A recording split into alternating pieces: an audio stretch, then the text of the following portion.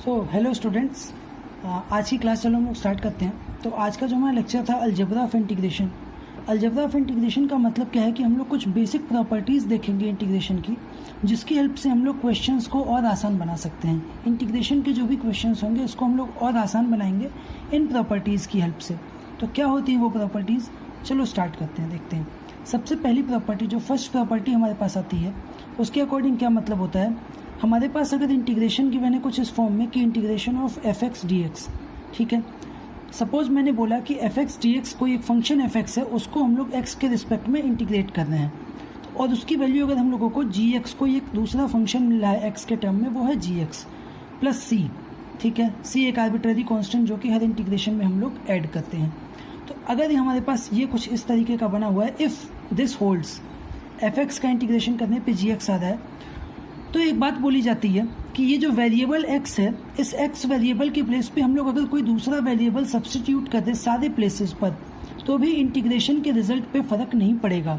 That means कि हम ऐसा बोल सकते हैं कि अगर अब मैं यहाँ से f of T D T ले लूँ, मतलब t का फंक्शन है जो कि हम लोग dt के टर्म में dt के रिस्पेक्ट में ही हम लोग इंटीग्रेट कर रहे हैं, तो इसकी वैल्यू भी g ऑफ t प्लस सी ही रहेगी।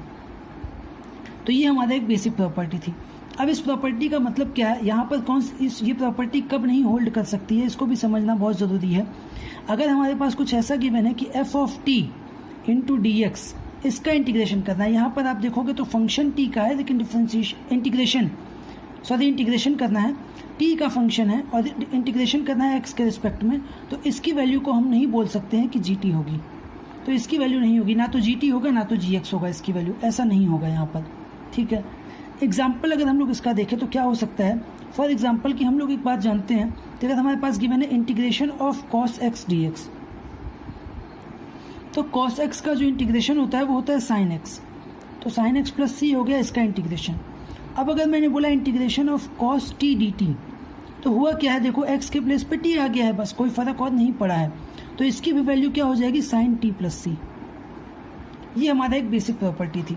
अब इसी में अगर मैंने बोला कि integration of cos x square, ठीक है, एक्स स्क्वायर मैंने कर दिया और डी ऑफ एक्स स्क्वायर लिख दिया, तो यहाँ पर देखो ये क्या है, अगर मैं एक सेकंड के लिए बोल दूँ कि x square is equal to t है, तो ये हमारा कॉस टी डी टी बन गया। तो इसकी वैल्यू भी क्या हो जाएगी, यहाँ से अगर देखो तो साइन टी होगा, तो साइन टी मीन्स क्या है, हमारा एक्स स्क्वायर ही है, तो sine of x square plus c इसकी वैल्यू हो जाएगी हमारे पास।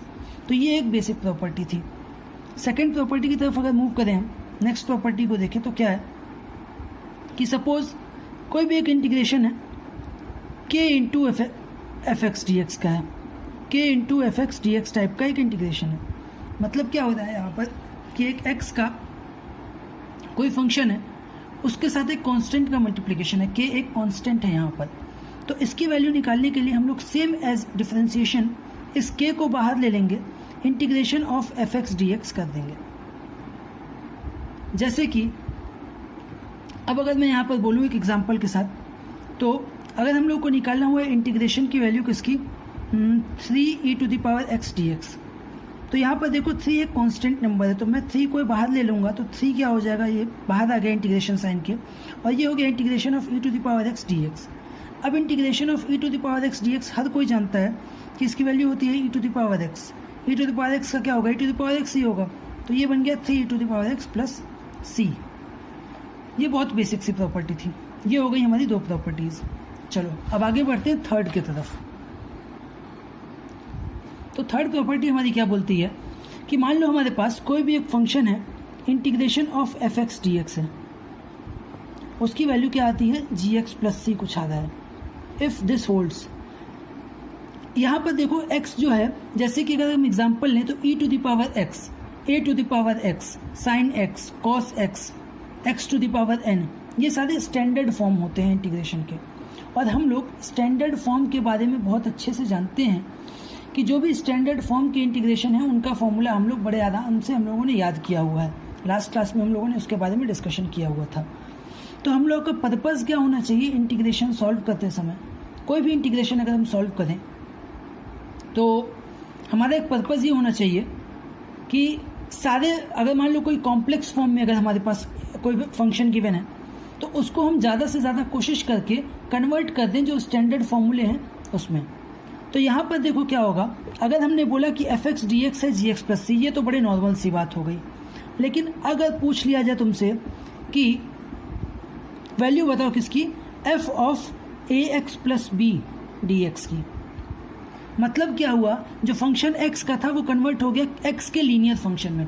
कभी भी x के जगह पर x का कोई लीनियर फंक्शन, मतलब प्लेन x नॉर्मल x की जगह पर x का कोई एक लीनियर फंक्शन अगर आ जाए तो करना क्या है, एक सेकंड के लिए मान लो कि ये क्या है, ये हमारे पास x ही है, ठीक है। इसको x के तरीके से ही, मतलब जब भी कोई एक x का लीनियर फंक्शन आ जाए, मैंने इसको बोला कि ये लीनियर फंक्शन ऑफ x है,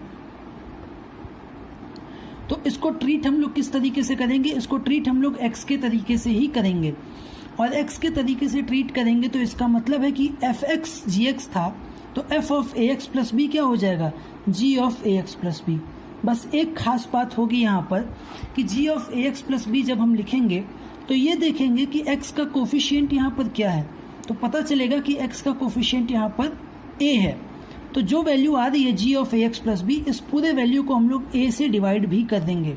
दैट मीन्स कि लीनियर फंक्शन अगर x का है तो हम लोग उसकी वैल्यू जो स्टैंडर्ड फॉर्मूला है वो स्टैंडर्ड फॉर्मूले के हिसाब से लिखेंगे और x के कोफिशिएंट से डिवाइड करके आगे प्लस सी बढ़ा देंगे। अब इसका एग्जाम्पल अगर हम लोग देखें, ध्यान देने वाली बात यह है कि ये खाली लीनियर फंक्शन होना चाहिए, कोई हायर पावर का फंक्शन नहीं होना चाहिए। दैट मीन्स क्वाड्रेटिक, क्यूबिक ऐसा कोई इक्वेशन हमारे पास नहीं होना चाहिए फंक्शन में, ठीक है। एक एग्जांपल अगर मैं आपसे बोलूँ यहाँ पर तो क्या हम बोल सकते हैं कि सब कुछ हमें ये पता है कि इंटीग्रेशन ऑफ कॉस एक्स क्या होता है, integration of cos x d x जो होता है वो होता है साइन एक्स प्लस सी। तो यहाँ से हम एक क्वेश्चन अगर मेरे पास आया कभी कि इंटीग्रेशन की वैल्यू निकालो cos of 4x minus 7 dx, तो मैंने क्या किया, यहाँ पर मैंने जैसे ही इस क्वेश्चन को देखा तो मुझे एक फॉर्मूला याद आ गया कि cos x dx की वैल्यू sin x होती है। लेकिन यहाँ पर क्या है, ये ax प्लस बी मतलब एक लीनियर फंक्शन है x का। तो जैसे ही लीनियर देखा तुरंत मैंने क्या किया, यहाँ पर सेम फॉर्मूला अप्लाई कर दिया कि cos है, cos का लीनियर है तो कोई बात नहीं, cos का इंटीग्रेशन साइन ही होता है, तो लिख दो साइन ऑफ 4x माइनस 7। अब मेरी नज़र जानी चाहिए कहाँ पर, x के कोफिशिएंट पर। तो पता चला कि x का कोफिशिएंट है 4, तो मैंने इस पूरे वैल्यू को 4 से डिवाइड कर दिया और प्लस सी लिख दिया आगे, ये हमारा आंसर हो जाएगा। और एग्जांपल चलो इसी पे देख लेते हैं, ये एक एग्जांपल था। सेकंड एग्जांपल चलो देखते हैं।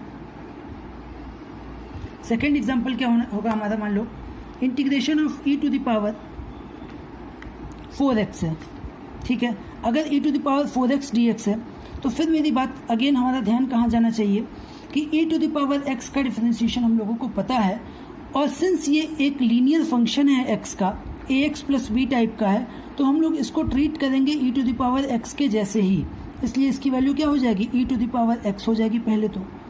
फिर हम देखेंगे x का क्या है कोफिशिएंट, तो वो है 4, तो इस पूरी वैल्यू को 4 से डिवाइड कर देंगे, प्लस सी आगे बढ़ा देंगे। है ना सिंपल, बिल्कुल बहुत सिंपल है। और एग्जाम्पल चलो देख लेते हैं इसका। अगर मेरे पास एक क्वेश्चन आया, integration of 3x minus 5 to the power 4/3 dx। Again दिमाग में क्या आना चाहिए एक बात कि ये जो फंक्शन है, ये फंक्शन क्या है, अगर हम कंपेयर करें तो ये अगर इसको x मान ले और इसको n मान ले, क्योंकि 4/3 तो एक नंबर है कांस्टेंट, तो x to the power n type का ये फंक्शन हमारे पास आ रहा है। और x to the power n का फॉर्मूला क्या होता है, x to the power n plus 1 upon n plus 1 plus c. तो हम क्या कर रहे हैं, इसको मैंने मान लिया कि ये x ही है, तो इंटीग्रेट जब करेंगे तो इंटीग्रेशन के बाद रिजल्ट क्या आएगा इसका, देखो x के प्लेस पे आ गया 3x माइनस 5, पावर में n प्लस 1 तो 4/3 प्लस 1 अपॉन n प्लस 1 होता है, तो 4/3 प्लस 1 यहाँ भी आ गया। अब उसके बाद नज़र कहाँ पे गई मेरी कि x का कोफिशिएंट जो है वो क्या है, यहाँ पर 3 है, तो मैंने 3 से डिवाइड कर दिया, मतलब 1/3 यहाँ पर आगे बढ़ा दिया, प्लस सी। इसकी वैल्यू को हम लोग सिंप्लीफाई करेंगे तो ये क्या आ जाएगा, देखो 4/3 प्लस 1 7/3 हो जाएगा, तो 3x minus 5 to the power 7/3।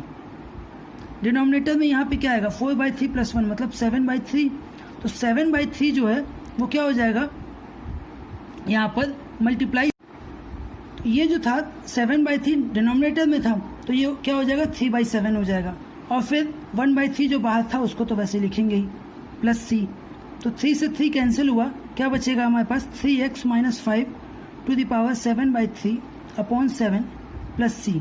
ये हमारा इस फंक्शन के इंटीग्रेशन का रिजल्ट आ जाएगा विथ प्रॉपर्टी 3, जो थर्ड प्रॉपर्टी हम लोगों ने पढ़ी है उसके बेसिस पे। तो ये कुछ प्रॉपर्टीज़ थी हमारी थर्ड प्रॉपर्टी के बेसिस पे, कुछ एग्जांपल्स भी हम लोगों ने स्टडी कर लिए।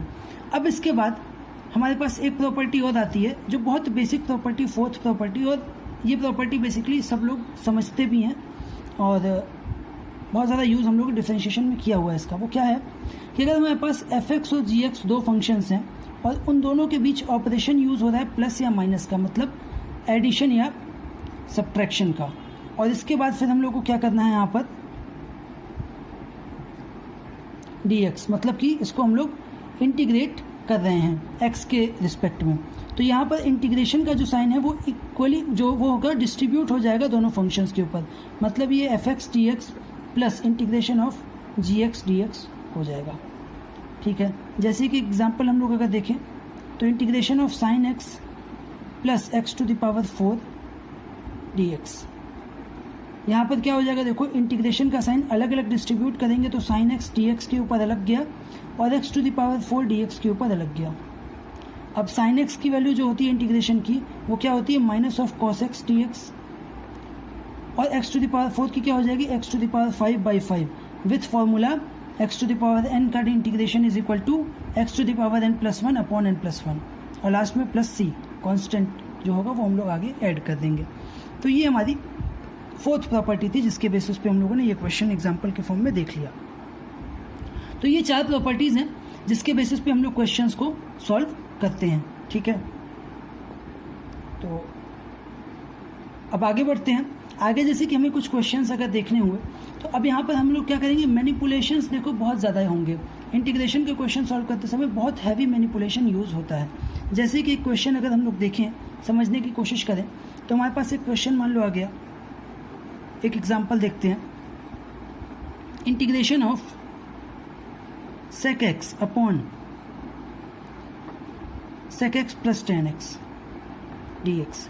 अगर ये क्वेश्चन है तो अभी तक हम लोगों ने कोई प्रॉपर्टी ऐसी खास नहीं पढ़ी है जिसके बेसिस पे हम लोग इस क्वेश्चन को एनालाइज कर सकें, लेकिन बहुत बेसिक सा क्वेश्चन है।